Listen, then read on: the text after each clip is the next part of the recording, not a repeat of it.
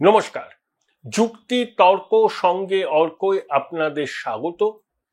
আপনাদের সঙ্গে আমি অর্কপ্রভু সরকার। মোদী সরকারের 11 বছর পূরণ হয়েছে। সারা ভারতবর্ষ জুড়ে কেন্দ্রের মন্ত্রীরা বিভিন্ন শহরে সাংবাদিক বৈঠক করছেন। বিজেপি সভাপতি জগৎ প্রকাশ নাড্ডা 9 জুন নয়াদিল্লিতে সাংবাদিক বৈঠক করেছেন। মোদী সরকারের নতুন স্লোগান বিকাশবাদ এবং সামাজিক ন্যায়।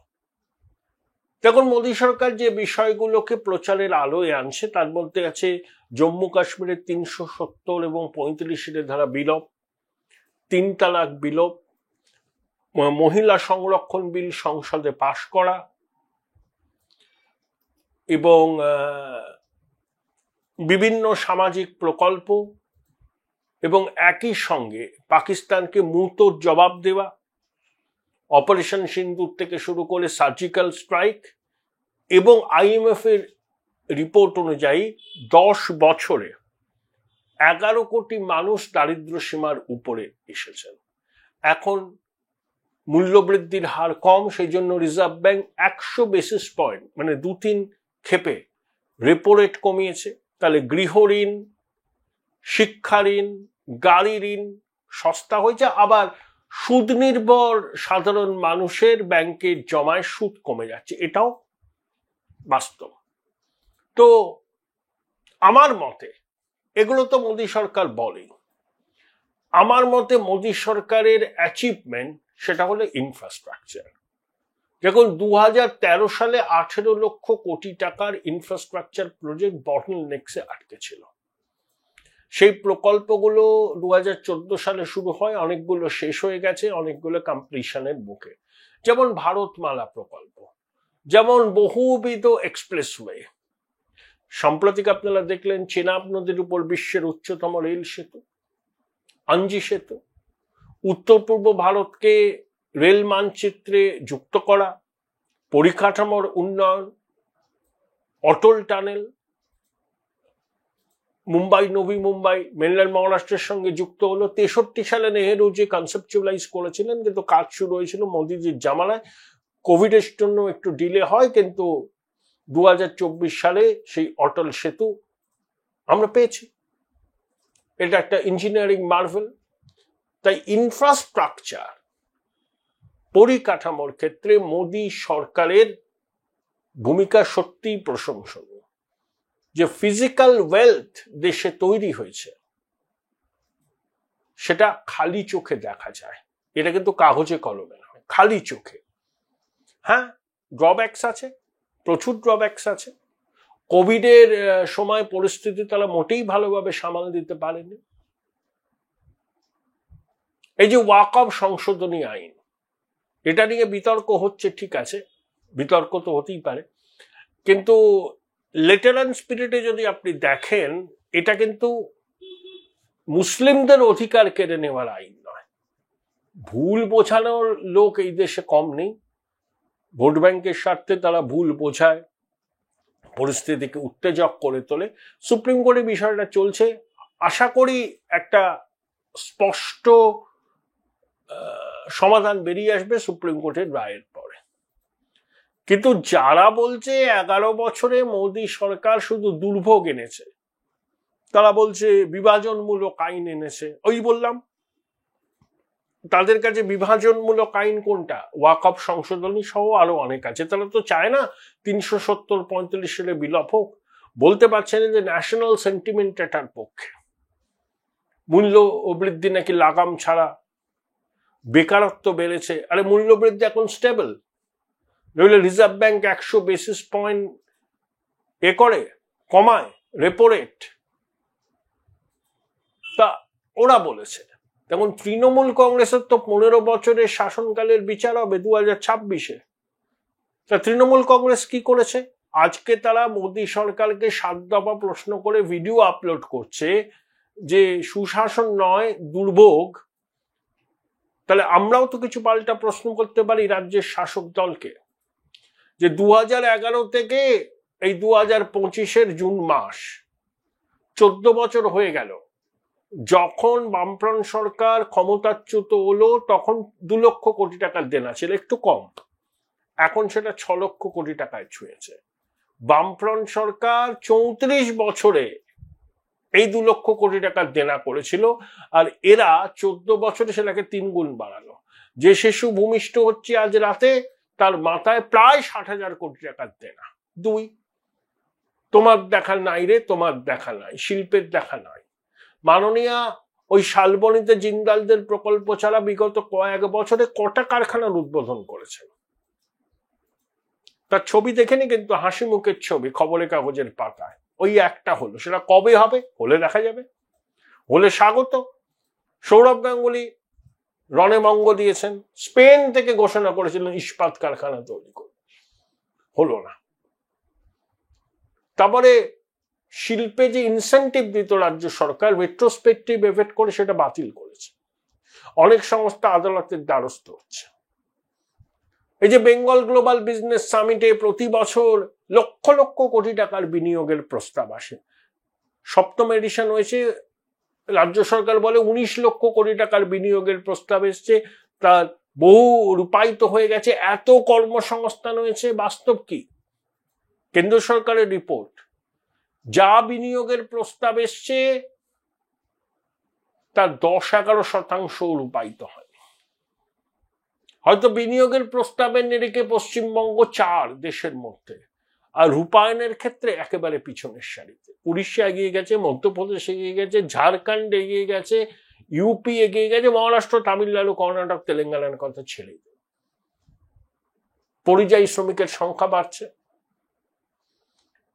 আর এই সরকারকে যদি চার্জশিট দেওয়া হয়, তৃণমূল সরকারকে, প্রথম অভিযোগটা হবে র্যাম্প্যান্ট করাপশন। 26,000 শিক্ষক অশিক্ষকের চাকরি বাতিল হয়েছে। শিক্ষকরা এখন এই গরমের মধ্যে পথে বসে আছেন। যারা যোগ্য তাদের চাকরিটাও বাতিল হলো রাজ্য সরকার মধ্যশিক্ষা পর্ষদের লাগাম ছাড়া দুর্নীতির জন্য। তাহলে দায় কার? যারা পরীক্ষা দিয়ে, ইন্টারভিউ দিয়ে যোগ্যতার নিরিখে চাকরি পেলেন, 8 বছর চাকরি করার পর তারা আজকে চাকরিচ্যুত হলেন, এর দায় কার? এর দায় বিজেপির? এর দায় কি আদালতের? না, সাধারণ মানুষ জানেন এর দায় কার। এর দায় রাজ্য সরকারের, শিক্ষা দপ্তরের। এটা নিয়ে তো কোনো সন্দেহ নেই। যারা শিক্ষাটাকে মাছের বাজারে মাছ বিক্রি করার মতো চাকরিগুলোকে বিক্রি করেছেন, তারা এখন বড় বড় কথা বলে অন্যের ছিদ্রান্বেষণ করছেন। বলছে 1,75,000 কোটি টাকা নাকি কেন্দ্র দিচ্ছে না। কেন্দ্র হিসাব দিয়েছে যে বিগত 10 বছরে প্রায় 8.5 লক্ষ কোটি টাকা কেন্দ্র দিয়েছে বিভিন্ন প্রকল্পে, গ্র্যান্ট ইন এডের মাধ্যমে। কি পরিমাণ টাকা লুট হয়েছে এরা পশ্চিমবঙ্গের মানুষ মাত্রই জানেন। ওই 100 দিনের কাজের যে টাকাগুলো লুট হয়েছে সেগুলো ফেরত পাওয়ার কোনো ব্যবস্থা করেছে রাজ্য সরকার? কাদের বিরুদ্ধে ব্যবস্থা নেওয়া হয়েছে? আবাসের টাকা যে লুট হয়েছে সেই টাকা ফেরতের কি ব্যবস্থা হয়েছে? এখন কেন্দ্রীয় মন্ত্রণালয়ের ফাঁকা রেকর্ড বাজারে তো হবে না। জমি জোটে আটকে আছে কেন্দ্রের প্রকল্প। শেষ পর্যন্ত শুনলাম বিএসএফ এর জন্য 370 একর জমি রাজ্য সরকার দিতে বাধ্য হয়েছে, যখন কেন্দ্রীয় স্বরাষ্ট্র সচিব কার্যত চরমপত্র দিচ্ছেন, হয় আপনারা জমিটা দিন, আমরা তো টাকা দিচ্ছি, নইলে আমরা অর্ডিন্যান্স করে জমিটা নিয়ে নেব। তৃণমূলের জমানায় এখানে সম্পূর্ণরূপে মেরুকরণ হয়েছে। বিশেষ সম্প্রদায়কে তুষ্ট করার জন্য নানাবিধ কার্যক্রম নিয়েছে সরকার। হ্যাঁ, প্রতিদানে তাদের ভোটটা পেয়েছে, ইমাম মুয়াজ্জিন ভাতা পেয়েছে, পুরোহিতরাও কিছু পেয়েছে। লক্ষ্মীর ভান্ডার প্রকল্পকে তৃণমূল বলে তাদের ফ্ল্যাগশিপ প্রকল্প। আমি লক্ষ্মীর ভান্ডারের বিরোধী নই, কিন্তু ঋণ করে ঘি খাওয়ার একটা তো সময় আছে। কোনো স্থায়ী চাকরি নেই, সব জায়গায় কন্ট্রাকচুয়াল। মাননীয়া বলেন 10 লক্ষ চাকরি উনি দেবেন, সব নাকি ওনার আস্তিনে আছে। মামলা করে সব চাকরিগুলো বন্ধ করে দেওয়া হচ্ছে। বাদ দেওয়ার ক্ষমতা নেই, কিল মারার গোসাই। তা যারা মামলা করেছেন আদালত গ্রহণ করেছে, সওয়াল জবাব হওয়ার পরেই তো সুপ্রিম কোর্ট মনে করেছে যে 17 রকম দুর্নীতির মাধ্যমে চাকরিগুলো দেয়া হয়েছে, তাই প্যানেল বাতিল করেছে। দুর্নীতি হলে, বেনিয়ম করে, ঘুর পথে টাকা নিয়ে সরকারি নিয়োগ করলে মানুষ প্রতিবাদ করবে না? আদালতেই যাবে, ভবিষ্যতেও যাবে। তাদের মাননীয় যতই ক্ষুব্ধ হন, কারোর তো কিছু করার নেই। একটা তো ট্রান্সপারেন্সি রাখতে হবে সবকিছুর মধ্যে। রাজ্যরা তো কারোর ব্যক্তিগত জমিদারি নয়, উনি ব্যক্তিগত জমিদারি ভাবেন, উনি যা বলবেন সেটাই আইন। সংবিধান টংবিধান ওগুলো আছে, মাঝে মধ্যে বলেন সংবিধান বিপন্ন হচ্ছে, আর নিজে সংবিধানেতে শপথ নিয়ে বলছেন যাদের চাকরি গেছে সুপ্রিম কোর্টের নির্দেশে, যারা দাগি, তাদেরকে অন্য দপ্তরে কিভাবে পুনর্বহাল করা যায় তার জন্য তাকে তিনি বিজ্ঞপ্তি আনবে। এই যে গ্রুপ সি গ্রুপ ডি, হ্যাঁ, তাদের চাকরি গেছে, সুপ্রিম কোর্ট বলেছে দাগিদের ফেরত দিতে হবে পয়সা। মাননীয় বলেছেন গ্রুপ সি 25,000, গ্রুপ ডি 20,000 টাকা করে ভাতা পাবেন যতদিন না রিভিউ পিটিশনের নিষ্পত্তি হয়। আচ্ছা, আমার আপনার করের টাকা দাগিদের ভাতা হিসাবে দেওয়া হবে, আর তার বিনিময়ে সরকার কি পাবে? কোনো উত্তর নেই। Join Indian Institute of Hotel Management now. Right choice, right decision. কোনো উত্তর নেই। আর তো নির্বাচনী হিংসা ভোটের আগে ভোটের পরে সব সময় হয়, এটা নতুন কথা কিছু না। পঞ্চায়েত নির্বাচন এখানে প্রহসনে পরিণত হয়, কেন্দ্রীয় বাহিনী পাঠানো পরেও কেন্দ্রীয় বাহিনীকে মোতায়েন করা হয় না। এই হচ্ছে পশ্চিমবঙ্গের সার্বিক চিত্র। এখন যেটা চলছে লাল বিফোর দ্য স্টর্ম। শ্বেতপত্র প্রকাশ হলো, বেঙ্গল গ্লোবাল বিজনেস সামিটে 19 লক্ষ কোটি টাকার সর্বমোট বিনিয়োগের প্রস্তাব এসছে। অনেক মৌ স্বাক্ষরিত হয়েছে। মৌ থেকে মোয়া কতটা হয়েছে রাজ্যবাসী তো জানতে চায়। তাহলে যাদের শতছিদ্র, যাদের শাসন ব্যবস্থায়, তারা এখন বলছে যে দুর্ভোগ দিয়েছে 11 বছর কেন্দ্রীয় সরকার। কেন্দ্রীয় সরকারের একটা জিনিস তো চোখে দেখা যায়, ইনফ্রাস্ট্রাকচার দেশ জুড়ে হয়েছে, দেশ জুড়ে হয়েছে। আমি একটাই বললাম, 10 কোটি মানুষ তো বিলো পভার্টি লাইন থেকে উত্তরণ হয়েছে। এটা কি অ্যাচিভমেন্ট নয়? আরো অনেক আছে। পাকিস্তানকে মুহূর্তের জবাব দেওয়া হয়েছে, এটা কি সাফল্য নয়? 370 বিলোপ, 35 বিলোপ, 3 তালাক বিলোপ, এটা কি সাফল্য নয়? মাননীয় 14 বছরের সাফল্য বলতে কি দেখাবেন? শিক্ষায় দেখাতে পারবেন? পারবেন না। শিল্পে দেখাতে পারবেন? পারবেন না। আইন শৃঙ্খলায় দেখাতে পারবেন? পারবেন না। তাহলে সাফল্যটা কোথায়? পরিযায়ী শ্রমিকের সংখ্যা বাড়ছে, রাজস্ব কমছে, যা প্রস্তাব আসে তার কণামাত্র বিনিয়োগ বাস্তবায়িত হয়। আপনি সাফল্যটা কোথায়? আপনার সাফল্য লক্ষ্মীর ভান্ডার? আপনার সাফল্য কন্যাশ্রী? আপনার সাফল্য কি সবুজ সাথী? এইসব সামাজিক প্রকল্পের গুরুত্ব আছে, এগুলো সাফল্য নয়। স্থায়ী সম্পদ কি তৈরি হয়েছে? কতজন পাকা চাকরি পেয়েছে? কত টাকার বিনিয়োগ হয়েছে? আপনি ঝগড়া করবেন বলেন আয়ুষ্মান প্রকল্প এখানে রূপায়িত হলো না। স্বাস্থ্যসাথী পশ্চিমবঙ্গে ঠিক আছে, কিন্তু পশ্চিমবঙ্গের বাইরে স্বাস্থ্যসাথী কার্ড নিয়ে কি চিকিৎসা আদৌ হয়? আমার জানা নেই। আপনি ঝগড়া করে কেন্দ্রীয় প্রকল্পগুলোকে আটকে দিচ্ছেন। কেন্দ্রীয় সরকার পাশে না থাকলে কোনো রাজ্য সরকারের পক্ষে এগিয়ে চলা সম্ভব নয়। আপনি নীতি আয়োগের বৈঠকে যাবেন, আরে স্টালিন তো এই তো 26-এ ভোট, বাকযুদ্ধ প্রতিদিন হয় বিজেপির সঙ্গে, কিন্তু নীতি আয়োগের বৈঠকে গেছিলেন? যুক্তরাষ্ট্রীয় কাঠামোর কথা বলেন, কিন্তু যেখানে বলার সেখানে গিয়ে বলবেন না। আর আপনার সাফল্যের শীর্ষে কি? র্যাম্প্যান্ট করাপশন। স্বাধীনতার পরে পশ্চিমবঙ্গের কোন সরকারের সময় এই ধরনের লাগাম ছাড়া দুর্নীতি হয়নি, বঙ্গবাসী মাত্রই জানে।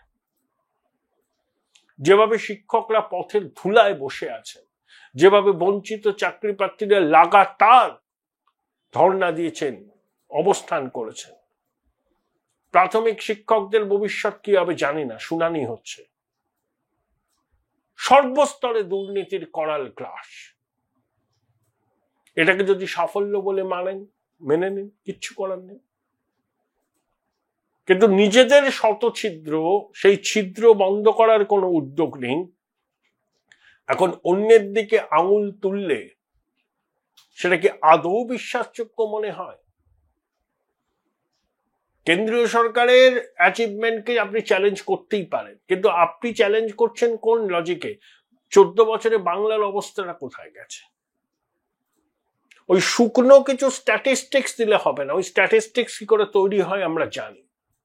আমি শুধু বলছি ফিজিক্যাল ইনফ্রাস্ট্রাকচার, যেগুলো চোখে দেখা যায়, বিগত 11 বছরে ভারতবর্ষে যা হয়েছে সেটা কেন্দ্রীয় সরকারের প্রধান রাজনৈতিক দলের বিরোধী পর্যন্ত যদি খোলা মনে ভাবনা চিন্তা করেন সেটা স্বীকার করবেন। আর কোভিডের দ্বিতীয় ঢেউয়ের সময় মিসম্যানেজমেন্টও কেন্দ্রীয় সরকারের একটা বড় ব্যর্থতা, এটাও তর্কহীন ভাষায় বলতে হবে।